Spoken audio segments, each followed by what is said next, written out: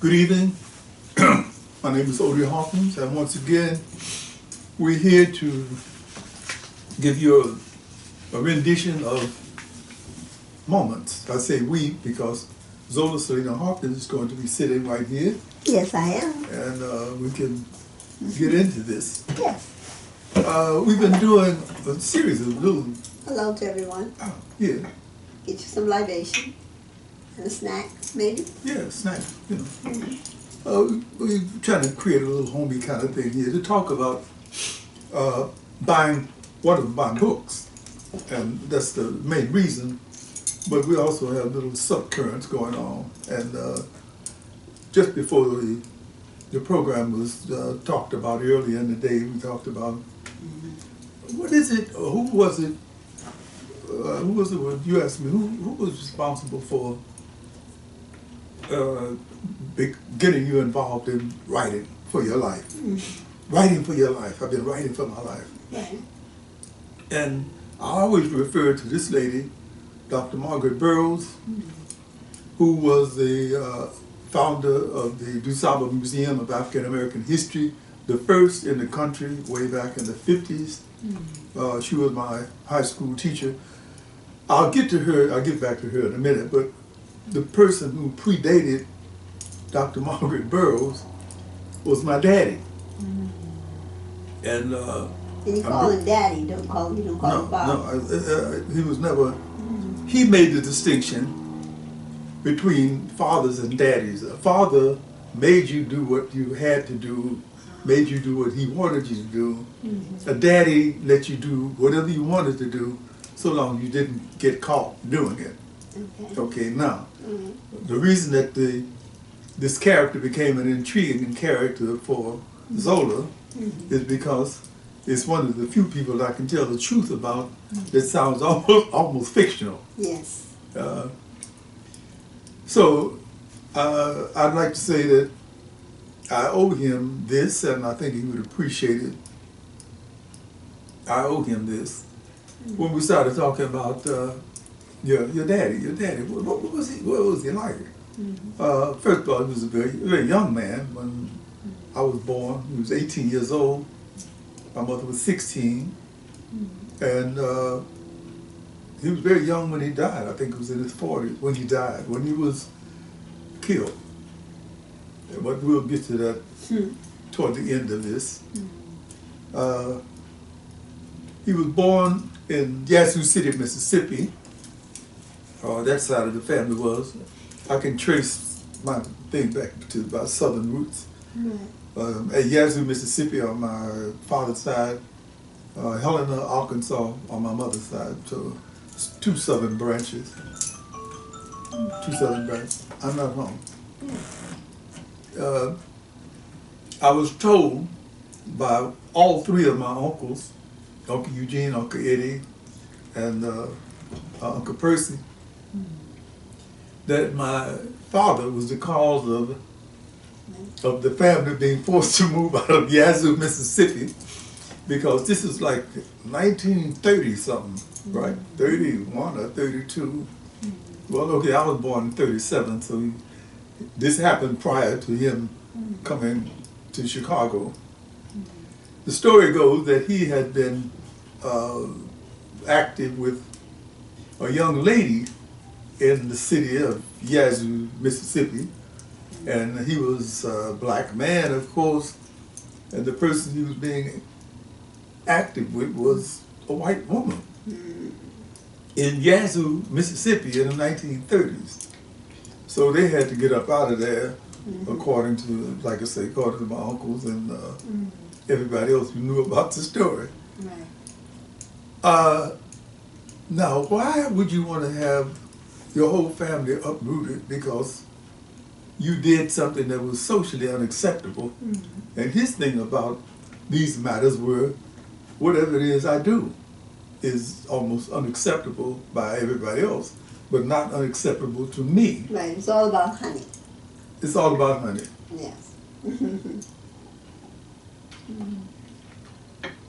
He was a very selfish man. I really didn't get to know him. Very, very beautiful black guy. He was he looked Sinhalese, you know, that real ebony black. Yeah, he was a black man, and at that time, in those times, for a black man to show excessive pride, he didn't go around quoting Frederick Douglass or E.B. Du Bois. I don't know if he knew anything about these people, but he quoted himself, and he had a lot of political and social theories. Yes. that would probably be very unpopular on the inner side of the racial before their time.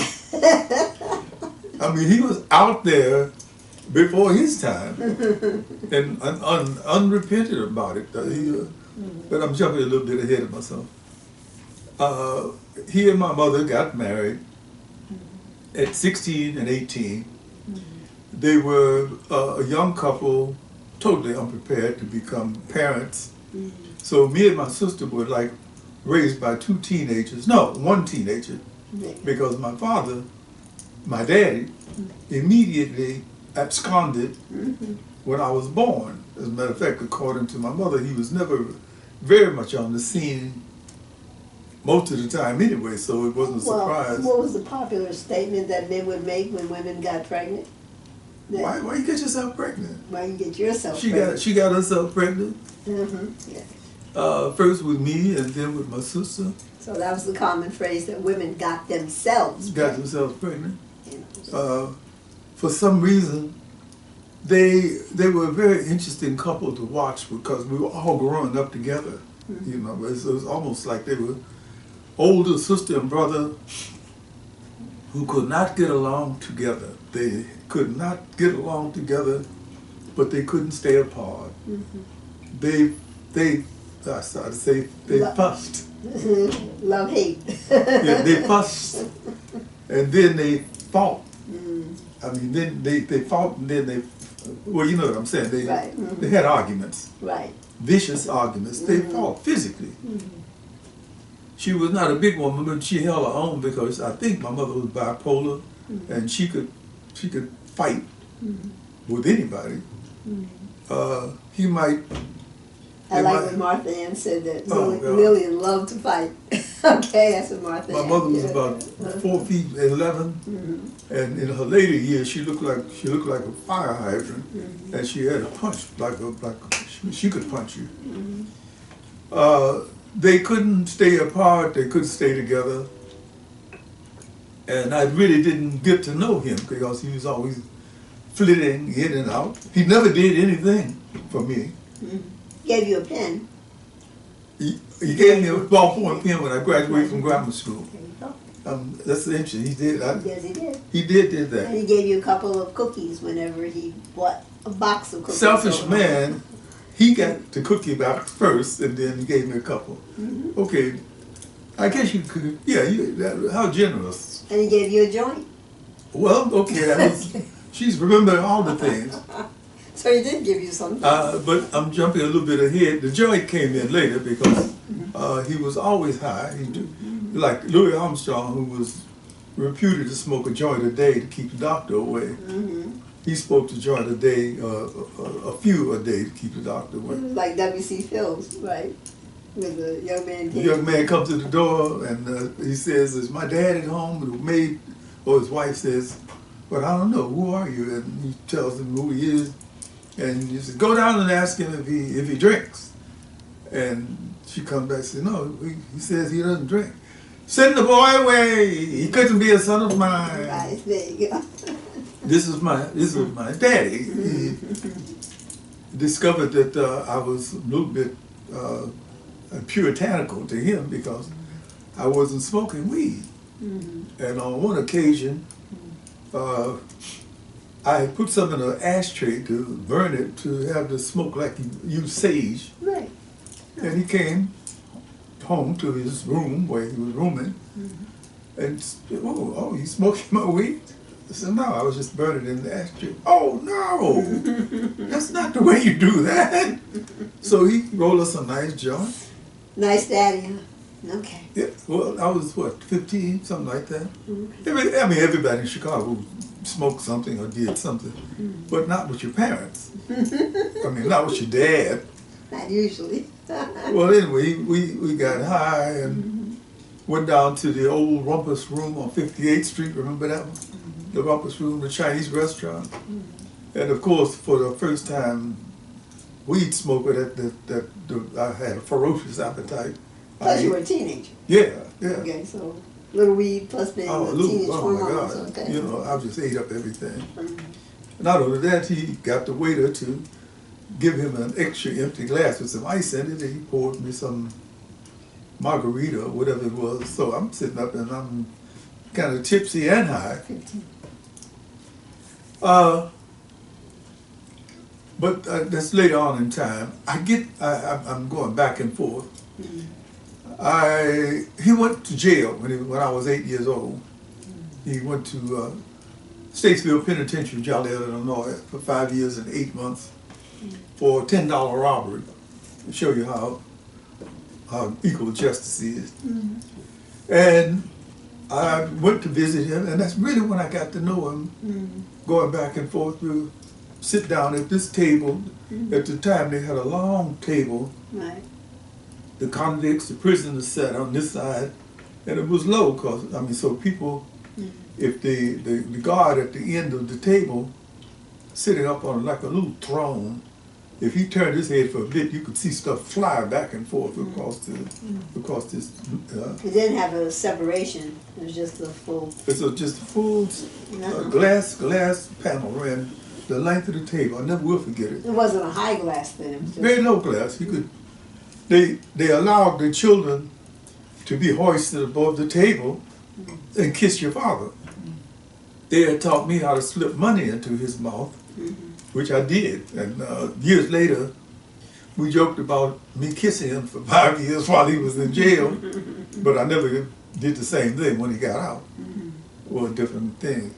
Anyway, from 8 to 13, I went back and forth to see him in jail. When he got out of jail, I think this is when our life started getting together, because I was a teenager. I was, getting ready to get into all the stuff I was going to get into. Now, you got to understand, he had done, as they used to say, he had done his time. He had been in the slams, and it had done nothing to rehabilitate him, because he came out of jail and went right back into doing what he was doing. But his declaration was that you shouldn't get caught. And he didn't have any plans of getting caught again. He didn't have any plans. I mean, he might have been caught, but he didn't have any plans to be caught. Okay, and so did you ever write anything about your father? I did, finally. Oh. After years of thinking about it, I wrote a book I call Men Friends. Okay. This is the Holloway House edition of the book, the publishing company called Holloway House. Now, fortunately, defunct. And it came out when? It came out in 19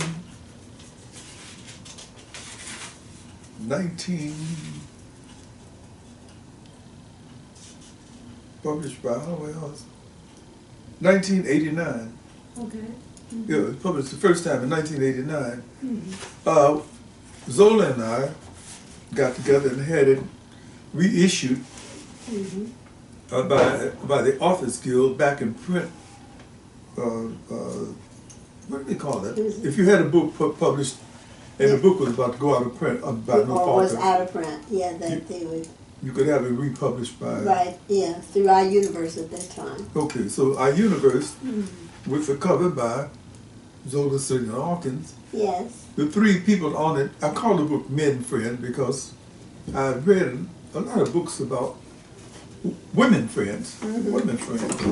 Okay, and so there's Ralph Vernon, Odie Hawkins, and Palmer Mitchell.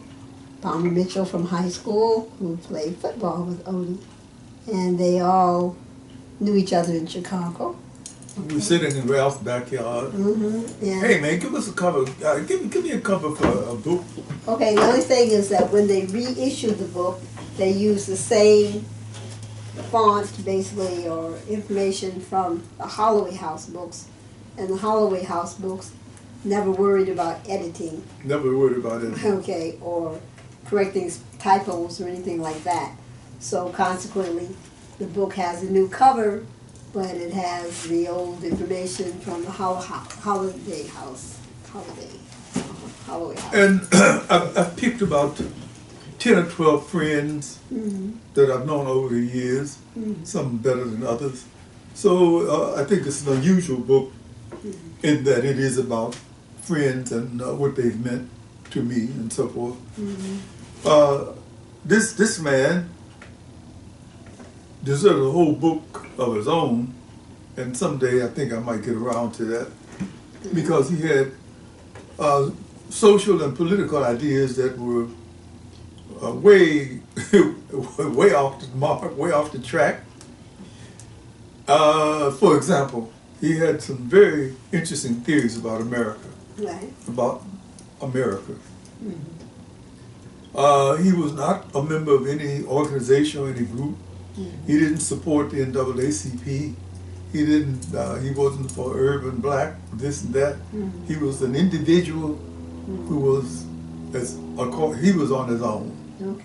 And what he said to me, when we talk about people who influenced the writing, for example, what you have to understand is that we are living in one of the most hypocritical places on the planet. Okay. America. Well, why you say that, Dad? Say, hey man, just look around you. We are the descendants of ex-slaves. Ex-slaves. They released us, I think, what was it, in 1952 or something? No, 18. No, Dad, it was before they go to, well, it seemed like it was 1992. Okay. He was dead by then. He was dead by then. 1952. But he's saying they supposedly gave us our freedom after having built this place over like a 200-year period, and after all that labor, you know, people then worked to death. It wasn't a plantation, it was a concentration camp. It was a work camp, it was a concentration camp. I know because I'm from Yazoo City, Mississippi, Gotcha. and I know what a plantation looks like. So after we get freed, what do? We don't have a pot to piss in, a window to throw it out of. Old expression. Old expression. That was old. So I mean, you know, well, tell me, what did your family do? So we started hustling. I wanted to ask him about the white girl, the reason why they had to leave Yazoo City, Mississippi, but I couldn't do it. I had to ask him something else. So okay, what made you decide to come to Chicago? So we got tired of white folks messing with her. You know, we didn't want to be hung, we didn't want to be shot, and we were not going to take whatever they were dishing out laying down, and they understood that. The Hawkins family was known to be people who didn't mess with nobody, but they didn't allow nobody to mess with them, black, white, or any other kind of way. So we had to come up here, and when we got up here, you know, I was a teenager, was 18, Right. and I had resisted picking cotton and all that down there. So I get up here, and what I'm supposed to do? Go to the meat packing company or get one of them other menial jobs where you standing on a delivery belt, what do you call the thing? A conveyor belt. Right. You know, doing something all day long like a robot. He didn't say robot. He didn't know robot. No, I don't think you like a mechanical man. Oh, okay. Like a mechanical man. I didn't. You know, I said, no, I'm not gonna do that. So what did you do, Dad? Well, I started out doing a little bit of this, a little bit of that. So what did you do, Dad? Well, I started doing what I had to do. Gotcha. What did you do, Dad? I'll tell you. Well, I got caught doing something and went to reform school for about a year. He went to reform school. Wow. So, well, how did that happen? So I got caught doing what I was doing. So, what kind of impression did that make on you? It told me one thing. Don't get caught. Don't get caught. Don't get caught. That was his mantra. Don't get caught. Right. So he was into games. He and his friend Willie played the short change game. They called them Murphys. They had different kind of Murphys. He might, for example, he and his friend might go down to Union Station with a suitcase packed full of bricks or old laundry or something, and sit it down next to somebody's very nice Samsonite. And while this person is looking up at the arrival departure board, they would exchange suitcases. I can remember many afternoons seeing him and his friend Willie knock the lock off a very expensive suitcase with cameras and stuff in it. Wow. Okay. As a matter of fact, he had an extensive wardrobe Gotcha. that came from suitcases. That's right. He Suitcases. was You're shopping in other people's suitcases. Okay. Yeah. Did you have something you were going to read on here? I thought I might read a couple of lines from Okay. what it is that I was saying about him. My father was the best man. My father was the best man friend I ever had. He was a perfect father. He was so good that I find myself talking more and more about him during these enforced black matriarchal days. When I mentally flick up on him, I automatically close my eyes to better see this cool, cold black man in his beautiful clothes. I was looking at Jean-Marie Emebe, who lost to Virgil Hill, the prize fighter from Cameroon, the other day. And I thought, damn, he's as black as my father was. Yes, beautiful African black man, ebony in motion, and proud of it. In recent years, I've often wondered how my father's side of the family reached the pinnacle of being proud of their black asses in the middle of a time that was programmed for self-hate. Wow. That's what they would teach you. Bleach your skin, straighten your hair. Way before black was beautiful. Except for him and his family, it was already done. I'll finish this page. Okay. The wonders increased by my mother's side of the family, which is Arkansas medium brown snuff colored and equally adamantly black. How did y'all pull it off? I asked one day. The Indians helped us do it. My old Aunt Bessie said, the Indians? Yeah, you got to understand that the Indians was the first civilized people we came into contact with in this country. They didn't have no problem dealing with where we was coming from because we had lots of stuff in common. We was coming from West Africa, from nature, and they understood that. I'm not going to make a long drawn story about it, but I'm sure that when the first Indians were invited to the first Bim Bay, they knew what was happening. Thanksgiving confused them and messed them all up. When they finally figured out what that was all about, it was too late. Back to Daddy. I see Daddy, not Father. Not Father. I see Daddy in 4 distinct lights, and then another 4 lights, and then 4 facets more. He gleams in my memory, just as he gleamed in life. His body gleamed. I remember the look of him as he tilted himself up on his elbow, his hairless chest glistening, looking me over. He had just finished serving 5 years and 8 months for a $10 robbery. He was the 5th brother that they nicknamed him Honey. He was a rumor and a legend to my 5-year-old ears and eyes before I saw him in court. It was literally that cold. One day I was born, and the next day, memory, I was in court listening to a lot of white folks' legalese, the gist of it being, we're tired. We say, we're sick and tired of dealing with this boy.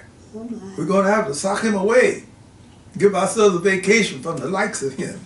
5 years and 8 months for a $10 robbery. It's a wonder that he didn't get life. I mean, like the people went to Angola and served 45 years and found out they were innocent.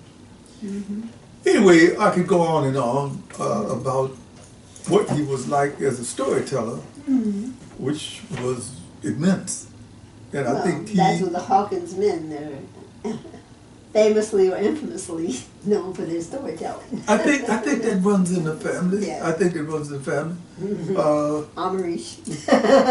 Well, you know, I can think of stories that people were talking, well, it was story talking, because they didn't write. And I suddenly got the impulse or the urge one day to pick up a number 2 pencil and start trying to write about what I was listening to. And that was the beginning of my career as a writer. This lady here comes along, of course, a little later after I managed to take myself and get into high school. Yeah.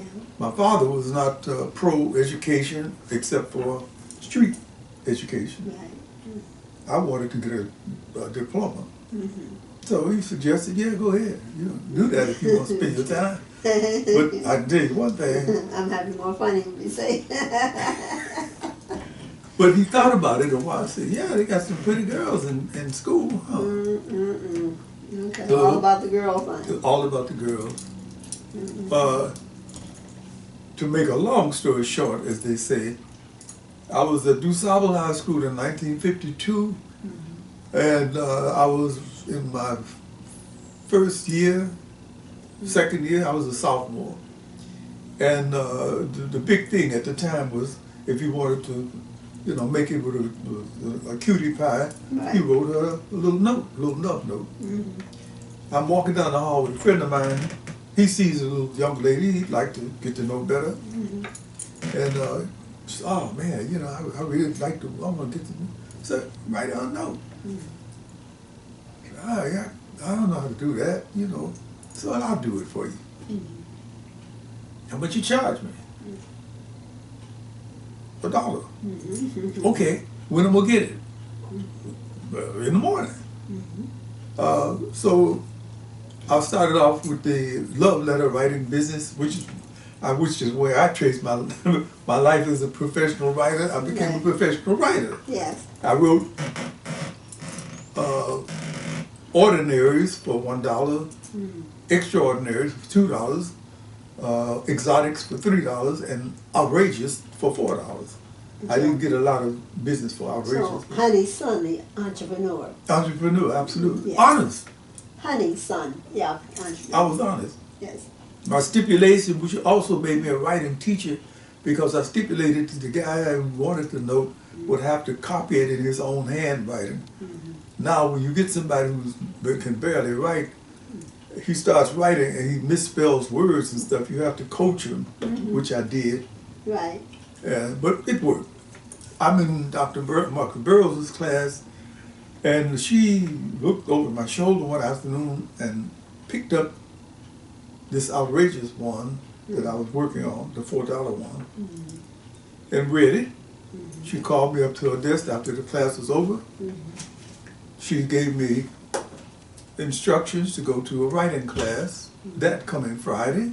It was run by a woman, a girlfriend of hers named Margaret Peterson at the Baptist Institute on 51st and King Drive now. It used to be South Parkway. I didn't want to go. She made it plain if I didn't go, she would fail me. So this lady here and my daddy, I can't say they cooperated in sending me off into a life that I'm thoroughly and completely enjoying.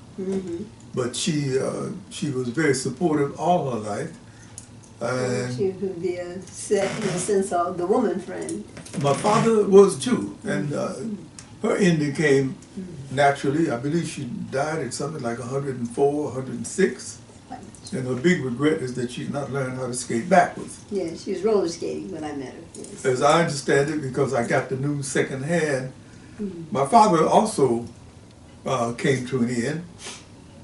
He had, toward the end of his life, I guess, become completely uncontrollable and wound up living with a woman and her 2 daughters. When I say living with, that is total and complete.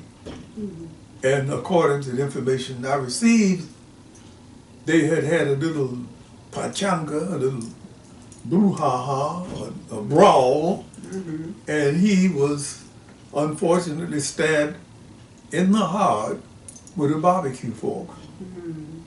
When my friend Palmer brought me the news, I was working as a custodian at the Compton Courthouse at the time. When he brought me the news, you know, sorry to reveal this to you, man. Sorry to have to tell you this, but he left me in the Compton courtroom bathroom, shining the mirrors, everything, because he didn't want to see me break down and cry. Mm-hmm.